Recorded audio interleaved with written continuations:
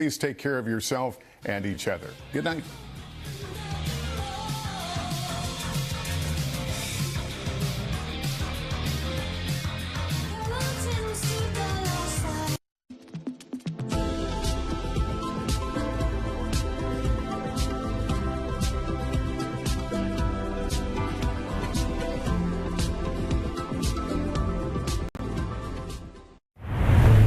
KUAM TV8, first on Guam.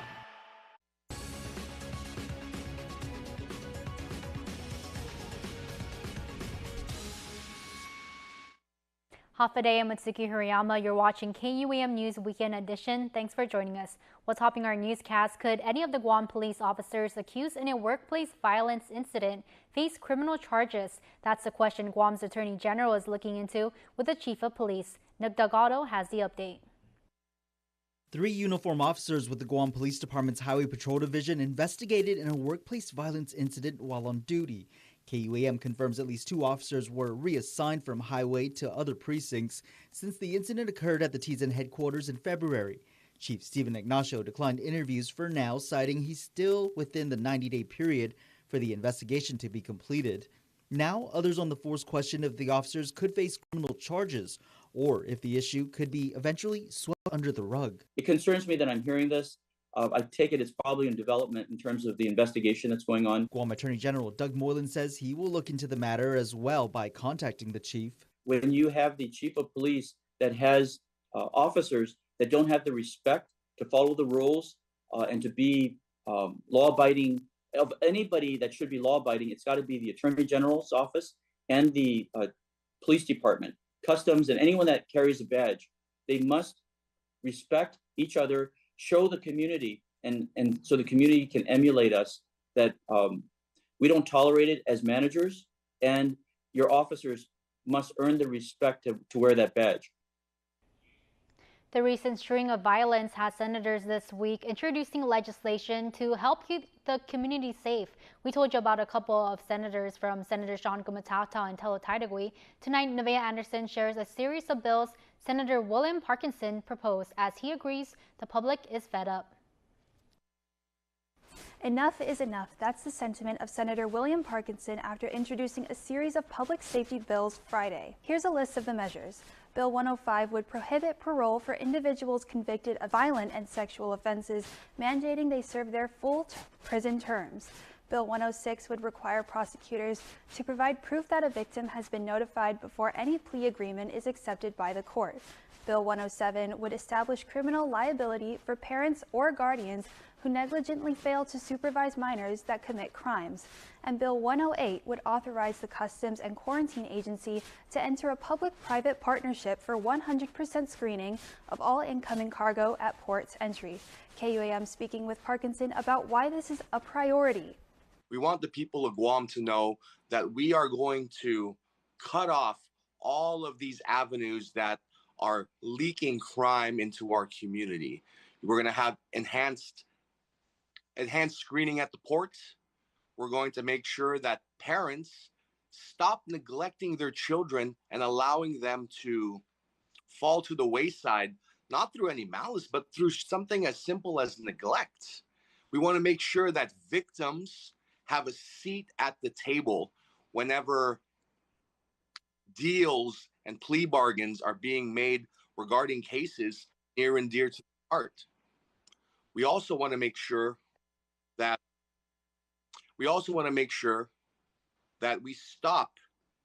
we absolutely stop the revolving door of criminals. When we send somebody away for life, life means life. We're not going to release these people early and back into their community when they're violent offenders.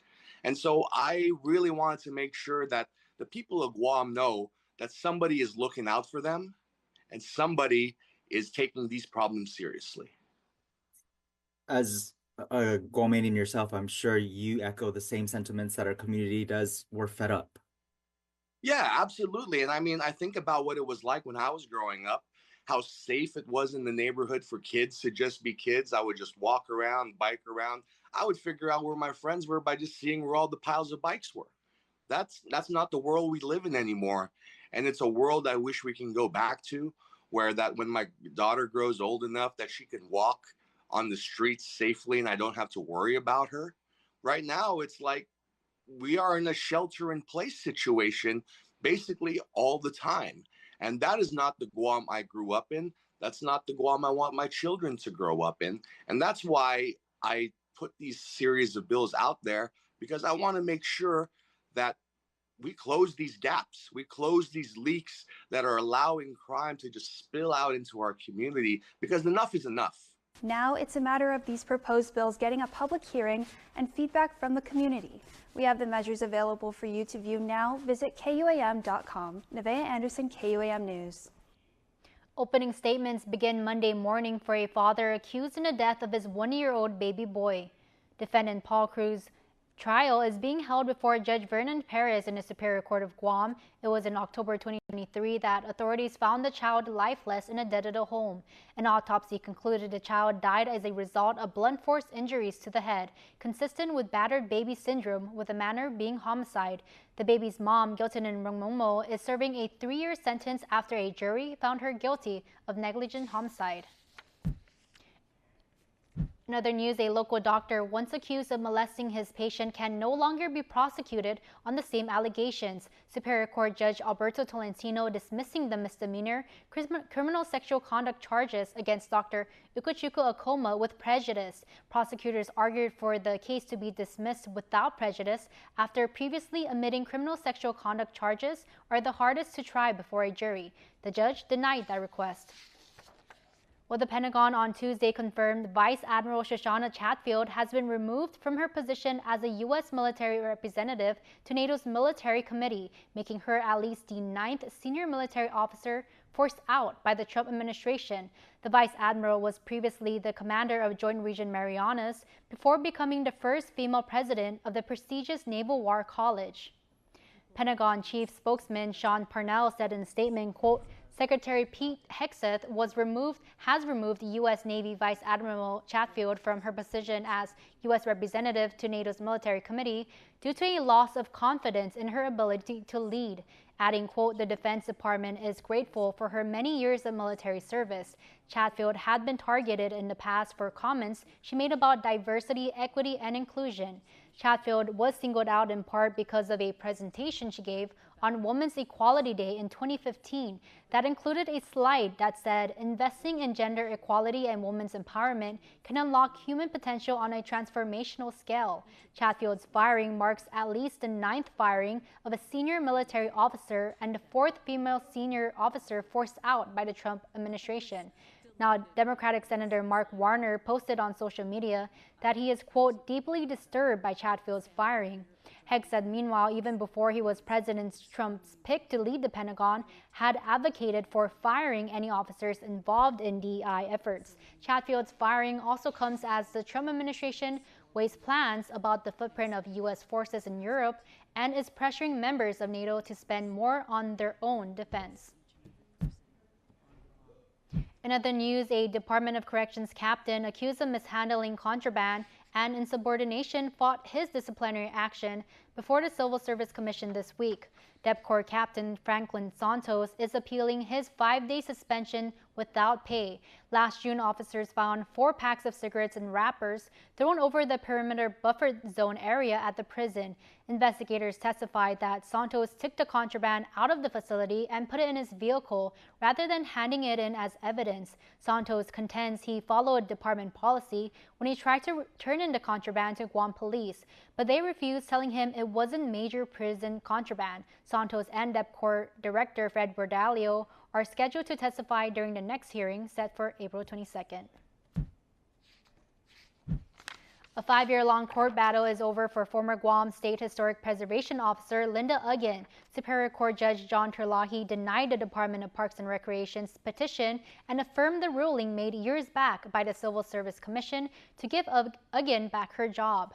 Again, who served as SHPO for 20 years, was fired by former DPR Director Richard Ibanez for alleged insubordination, improper use of a government vehicle, and creating a hostile work environment. But her attorney at the time contends she was fired for defending herself in an invalid investigation, calling it a witch hunt. The court remanded the case back to the Civil Service Commissioners now to determine exact damage amounts that she may receive. While questions continue to surround the charges the Guam Education Board approved for Department of Education Superintendent Dr. Kenneth Swanson, as the board has yet to disclose what the charges entail or their implications. GEB Chair Angel Sablon staying tight-lipped on the matter, telling KUAM it was a personal issue. As previously reported, the board held an emergency session last week, though discussions about the charges were conducted behind closed doors. The board is scheduled to meet again on April 15th.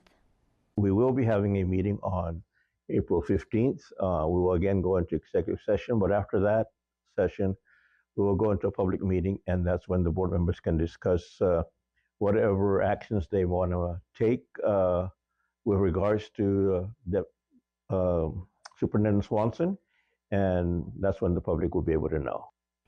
Meantime, Education Oversight Chair Senator Vince Borja calling for an oversight hearing with GDOE on April 16 to discuss federal policy changes and its impact on Guam's public education system.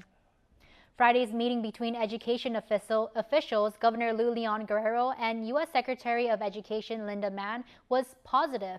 That's according to Deputy Superintendent Dr. Barbara Adamos, who shares McMahon is now awaiting Guam DOE's documentation for appeal.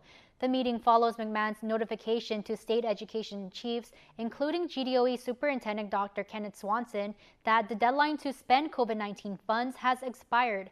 As KUAM reported, the decision jeopardizes GDOE's multi-million-dollar school refurbishment project funded by ARP money spanning 12 schools, despite GDOE's previously approved liquidation plan. Now to a story in Alaska. Shaquille Aribuk, a Palau native, lost his sight and limbs to a bacterial infection in 2019. Despite not having legs or his sense of sight, he still sees endless possibilities for himself. Joe Allgood has the story. That's what I call myself, the blind shack. Hailing from the Republic of Palau and landing in Alaska, 30-year-old Shaquille Aribuk, a.k.a. the Blind Shack, is a beacon of hope. But he wasn't always that way.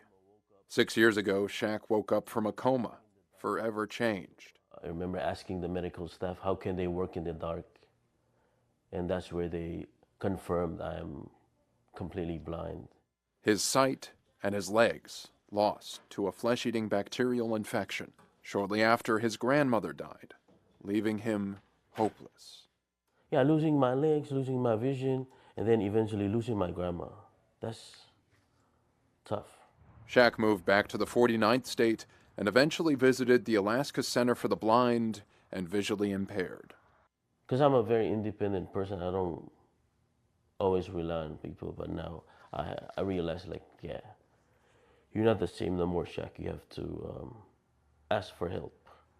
Immediately welcomed by program director Nate Kyle, who is also blind. He transferred his energy to me because I said, if the program director Nate Kyle can do it, I can do it too.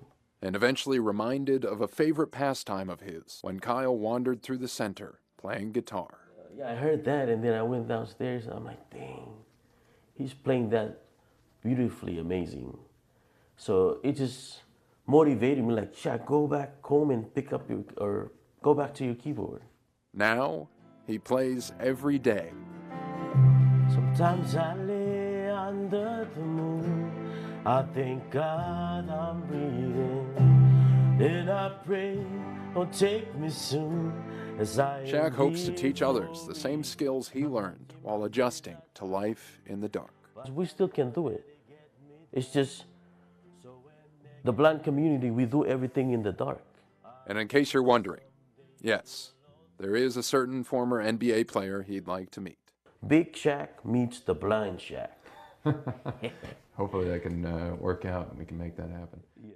Joe Allgood, Alaska's news source. The University of Guam's Conference on Island Sustainability this year was all about solutions for our future. With climate change and rising sea levels, the next generation stepping up to face the challenge head-on using science, creativity, and recycled goods. George Washington High School students present the incredible Sinkable House.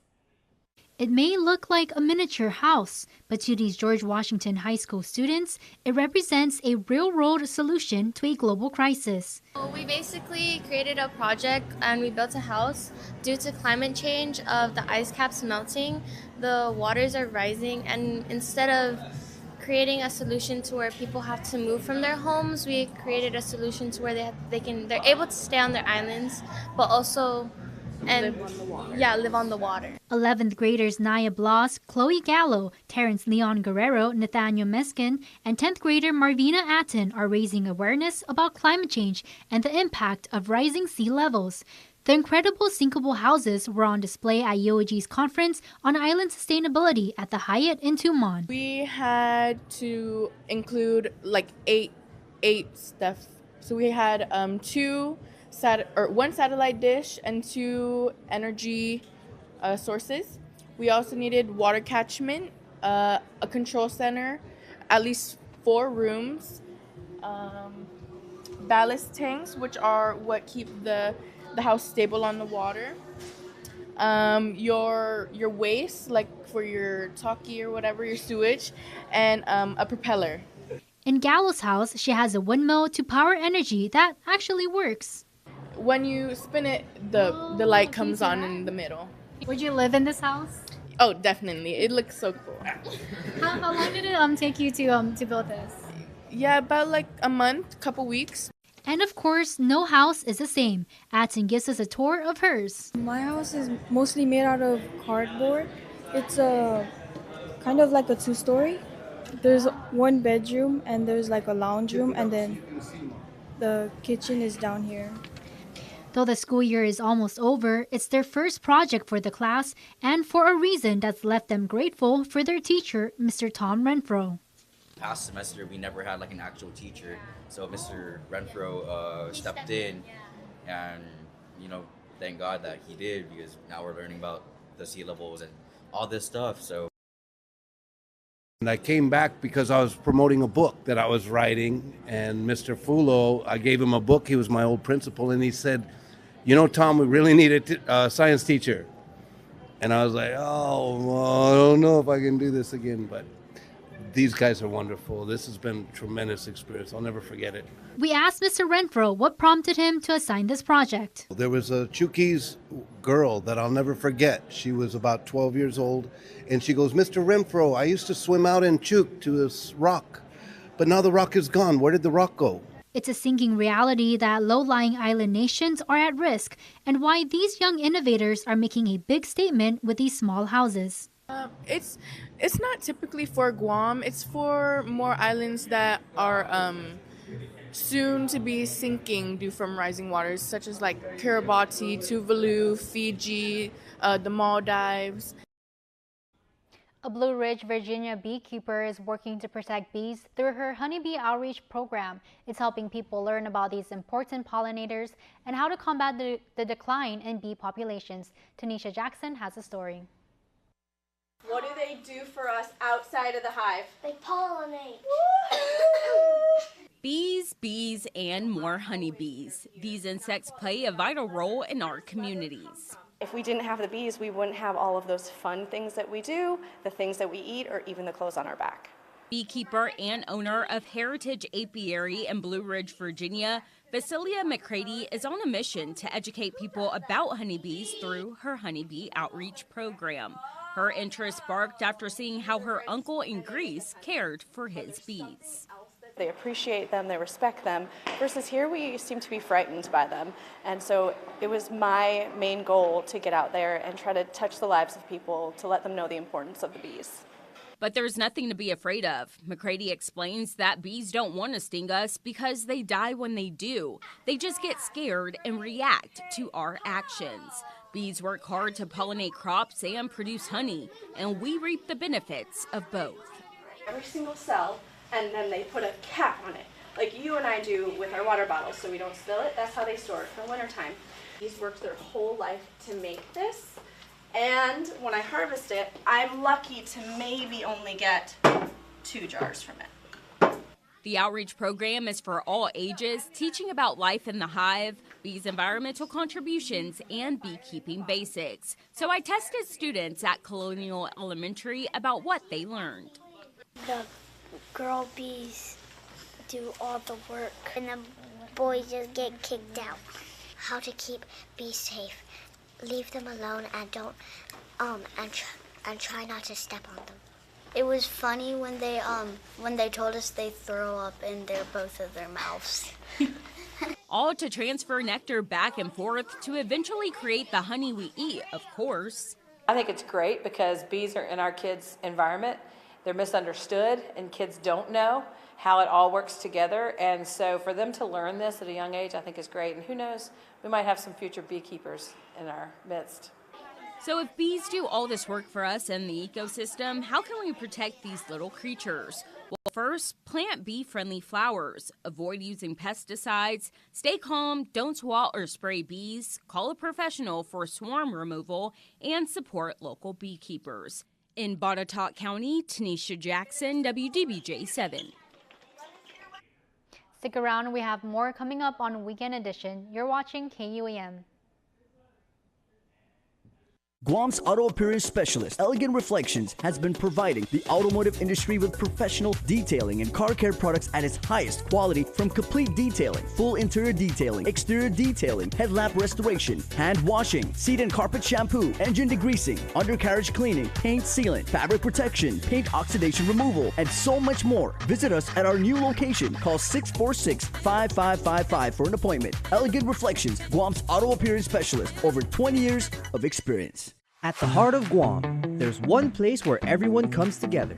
Kmart, your American superstore, celebrating 30 years with you. To our brave service members, enjoy a special military discount every day as our thanks. To our local community, we've grown with you, bringing trusted brands at prices you love. This season, celebrate with us. From fiestas to family gatherings, we're your one-stop shop. Since 1995, we've grown with you. Here's to 30 years of memories, savings, and the spirit of Guam. Kmart, where everyone is family. Super speed your life with Docomo Pacific Fiber Internet. Get symmetrical upload and download speeds up to 5 gigs. Get started with Fiber 500 at $145 a month, Fiber 1 gig at $215 a month, or Fiber 5 gig at $299 a month. Plus, get 2 SuperPod 6Es with any plan, and a free EcoFlow River 3 and bonus welcome kit with 1 gig and 5 gig plans. Experience tomorrow's islands today with Docomo Pacific Fiber Internet. In Myville, brought to you by Pepsi. Howdy guys, welcome to another edition of In Myville. Today we're in Manila checking out the new GCC Mart to see what they got inside. Let's go.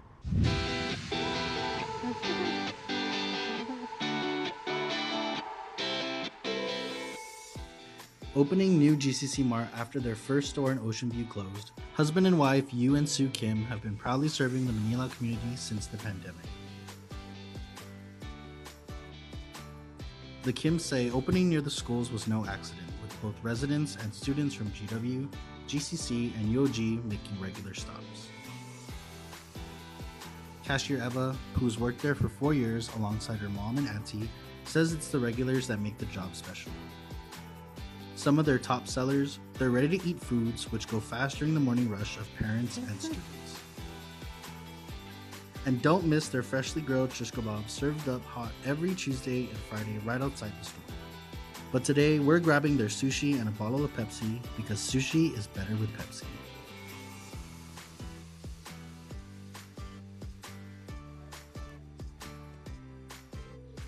In Myville, brought to you by Pepsi.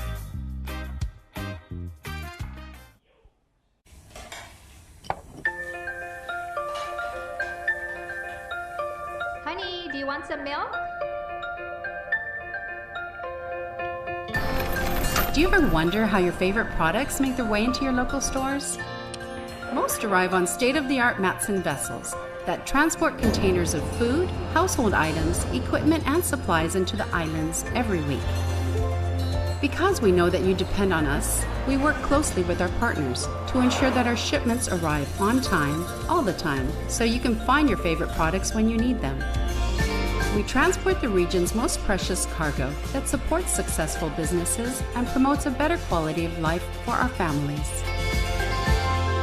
Matson is proud to have been the hometown shipping carrier for Guam, the CNMI, and Micronesia for the past 25 years, and you can count on us to be here for generations to come. Parents, do you know the power of talking, reading, playing, and singing to your baby? These actions help your baby build their language and literacy. Talk and sing to your baby about things around you. Call 311 Monday through Friday from 8 a.m. to 5 p.m. excluding holidays for more tips and resources to help your child succeed. Beyond the Game is presented by Gatorade. All right, we're here in the jungle. Coach Keith Attic here. And Coach, we are working with young women to work on their softball games right now. We're way beyond fundamentals at this point. We're working on communication. We're working on placement and control, right? Yes, correct. These girls are, most of them are already juniors and seniors. We actually got 2 sophomores and a couple of young ones that came out today. So, you know, what we're going to see is just where they're at in their game right now. And of course, the program is to, you know, get them to that next level. And just go on and keep playing the game and just pushing them to every limit they can. Now, of course, if you're priming them to be like to play at maybe the junior college level, like collegiate level, even like a you know, national team and everything, what are you telling them as far as like, you know, their mechanics and really like being able to take their game to that next level? Well, that's what we're doing with them right now. Of course, it's just not too long that we've had these girls now, so we're just continuing to tell them just keep working hard. We'll make little adjustments here and there on whatever needs to be improved. And it's been I have a few of them that are in our SPG team that I see a lot of improvement just within the couple weeks we've had them. Now, when it comes to that unique relationship between the pitchers and catchers, you know, like a lot of these girls have been playing together in high school for, you know, sometimes 3-4 years. Mm-hmm. If they want to, again, take it to that next level, what are you going to tell them as far as communication and like, you know, really reading each other's body language and, you know, really establishing that rapport? Well, we always just remind them, you know, when they get little tensed and start to overthrowing, you know, we just try to keep them poised to, hey, get set back a little bit, start just finding their groove. And of course, a lot of pitchers like who they throw to, especially when they're used to throwing to their catchers. They feel more comfortable. Sometimes when a new catcher comes in, they kind of offsets them because that catcher has a different setup or just the combination and then the bond they create together. It always makes it easier for them to communicate. That's also interesting because how long really does it take for a catcher and a pitcher to really establish that like connection where, you know, they don't have to think about what they're trying to do anymore. They can just give each other like, you know, like a little, you know, head nod or, you know. Well, for me, I think it takes a couple years of course, the more games you play together, the better, right? I mean, they get to communicate on stuff maybe they want it to work on, and it works in the right ways. So, of course, I believe maybe a couple years, and then they get really comfortable together.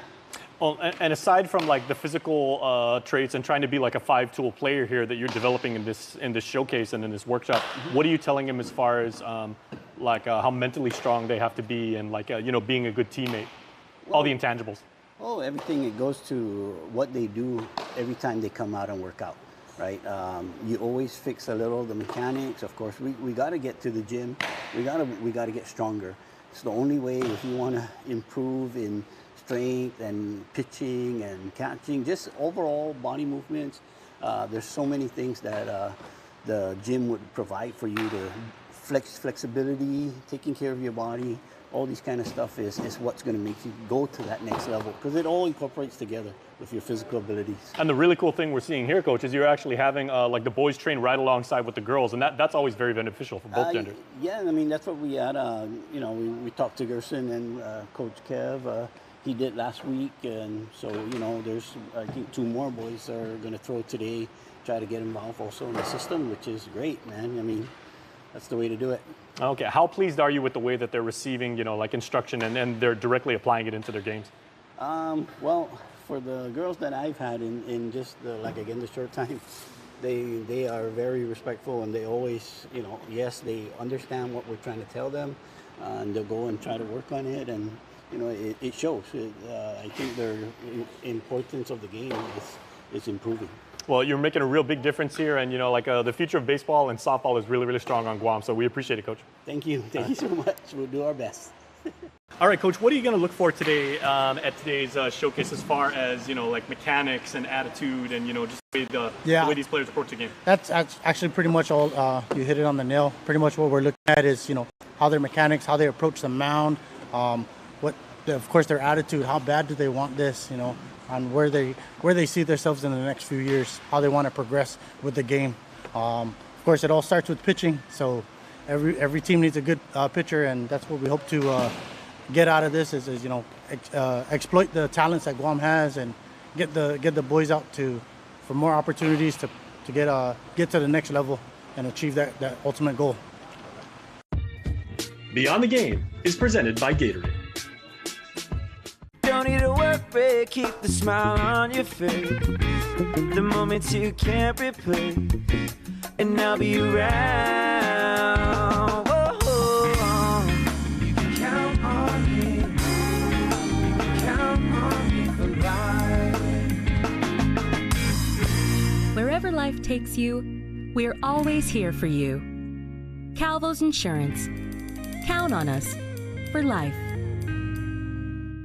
For 25 years, Cars Plus has been more than just a place to buy a car. When we opened our doors, our mission was clear: build lasting relationships and ensure every customer drives away with confidence. As a family business, we nurture our employees, passing down values of integrity and respect.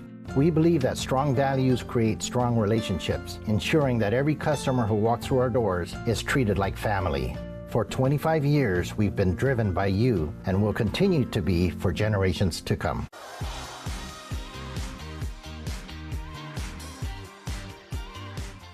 It's Saturday, everybody, so Kaya Rose Beneventi Salas, happy fabulous birthday to you from the Pareto family over in Jotnya. Happy birthday to Theo K. Rawid. Happy birthday.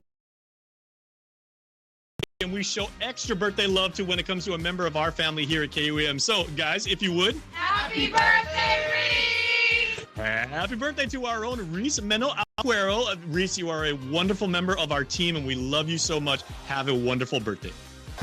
Want to wish your special someone a happy birthday? Just click the QR code here on your screen or email birthdayclub@kuam.com.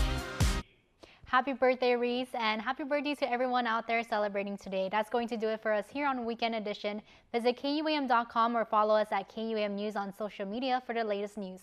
For now, I'm Mitsuki Horiyama. Have a safe weekend.